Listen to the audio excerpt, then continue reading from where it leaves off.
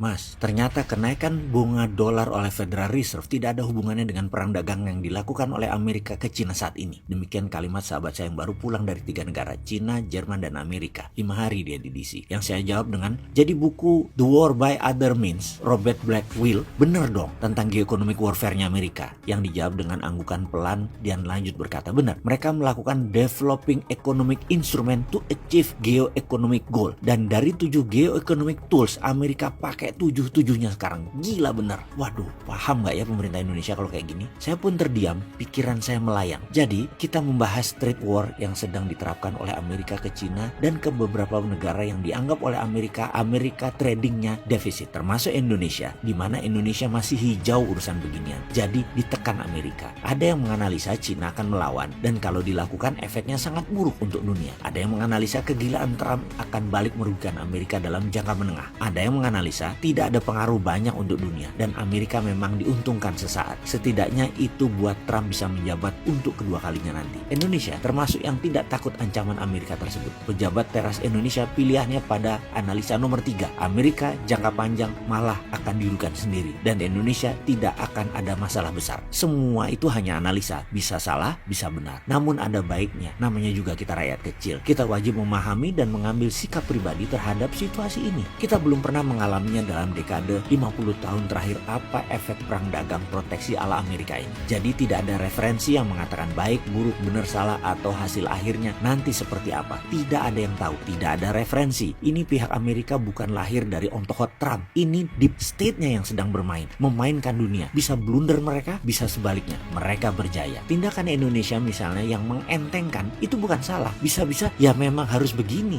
Tapi apapun itu kita rakyat. Kita harus punya skenario di atas skenario. Kita harus punya solusi di atas skenario. Jangan pasrah atau bergantung pada mudah-mudahan keputusan kita mengentengkan itu benar oleh pemerintah. Apa yang terjadi kalau Cina melawan Amerika dan terjadi arus barang itu didumping di satu sisi, mahal di sisi yang lain. Kita negara yang banyak butuh Amerika untuk produk kita ekspornya. Perlu Cina untuk bahan baku produksi kita ekspor ke Cina. Dan kita perlu uangnya Cina. Apa yang terjadi kalau Amerika menang beneran? Kita kering duitnya dan tidak ada ekspor Indonesia diambil Amerika karena dianggap kita miring ke Cina. Kita coba lihat lebih dalam agar tindakan kita tidak salah dan tidak menyalahkan pemerintah kalau ada apa-apa. Pemerintah itu capek, udah berat. Sudah, kita ke ekonomi aja, nggak usah ngurusin politik, nggak usah ngurusin jabatan. Versi kita ini ya, bukan versi ekonom istana atau pendukung kebijakan istana. Versi kita melihat ini adalah Amerika sedang menaikkan power ekonominya. Dia mau tarik dolar balik ke Amerika. Bunga dolar dinaikkan, dipaksa hingga awal tahun depan mungkin ke arah 4-5%. Maka dolar akan kering di pasar di luar Amerika. Namun nilai dolar akan berusaha dikendalikan agar tidak terlalu menguat. Dengan proteksi barang impor yang Amerika lakukan,